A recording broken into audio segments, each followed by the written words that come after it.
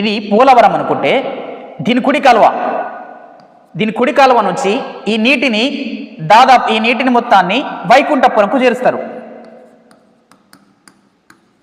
Vaikunthapuram barrage. ఈ వైకుంఠపురంకు చేర్చి ఇక్కడ నుంచి ఎటు తీసుకుపోతారు? బొల్లాపల్లికి తీసుకుపోతారు. ఎక్కడికి? బొల్లాపల్లి. ఇదంతా ఏపీకి సంబంధించండి. ఖచ్చితంగా చివరి వరకు చూడండి వీడియో, మీకు పూర్తిగా అర్థమవుతుంది. బొల్లాపల్లికి తీసుకుపోతారు. ఈ బొల్లాపల్లి నుంచి ఎటు తీసుకుపోతారు? మళ్ళీ బనకచెర్ల. ఇగో ఇదే బనకచెర్ల ప్రాజెక్టుకు సంబంధించి పోలవరం కుడి కాలువ నుంచి వైకుంఠపురంకు తీసుకుపోతారు నీళ్ళని, గోదావరి నీళ్ళని. ఆ వైకుంఠపురం నుంచి బొల్లాపల్లికి తీసుకుపోతారు. ఇది బొల్లాపల్లిలా కృత్రిమ రిజర్వాయర్ని ఏర్పాటు చేశారు. కృత్రిమ రిజర్వాయర్ దాదాపు 150 టీఎంసీల సామర్థ్యం ఉంటుంది. ఇక్కడ నీటిని నిల్వ ఉంచి ఈ నీటిని బనకచెర్లకు తరలిస్తారు. ఈ మార్గంలో బొల్లాపల్లి